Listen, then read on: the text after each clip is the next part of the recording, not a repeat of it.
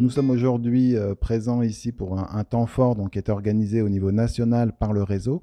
Donc cette journée est consacrée aux IA génératives et on va avoir donc le matin un temps de conférence avec des ateliers de pratique et l'après-midi également un temps avec une table ronde et d'autres ateliers de pratique. Donc l'idée c'est vraiment d'avoir des apports théoriques avec ces temps en plénière et puis après de pouvoir expérimenter, tester les outils dont il est question. Alors, ça c'est très important, bienvenue dans Comparia, les IA peuvent faire des erreurs, nous vous encourageons à vérifier les informations communiquées, toujours le rappeler aux élèves si jamais vous le faites avec vos élèves. Le thème de l'atelier, il s'inscrit déjà dans une journée qui est consacrée à l'intelligence artificielle en éducation et qui a comme objectif de faire passer de la pratique individuelle au collectif. C'était sur Comparia, donc, qui est un outil gouvernemental qui permet de comparer les différentes intelligences artificielles.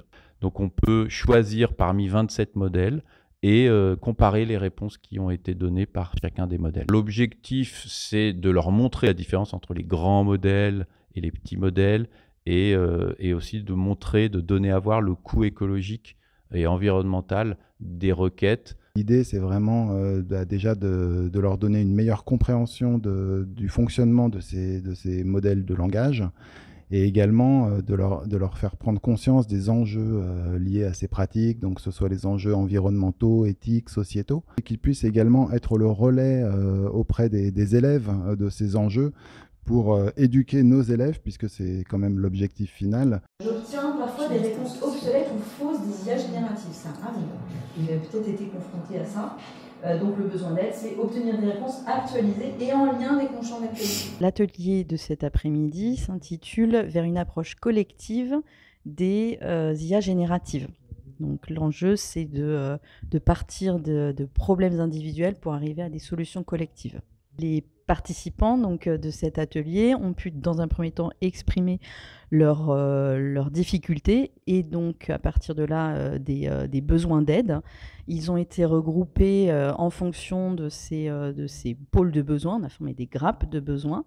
Et puis, donc, il y a eu un temps individuel et puis après, une mutualisation pour trouver ensemble des pistes de remédiation, en fait, de quelques solutions pour à leur apporter qu'ils ont été amenés à tester. Je dois toujours alimenter l'IA pour m'assurer qu'elle me donne de bonnes réponses, ce qui prend beaucoup de temps. L'IA n'arrive pas à accéder au contenu des sites. Okay. Aujourd'hui, on se pose aussi la question justement d'une espèce de charte en fait, des usages.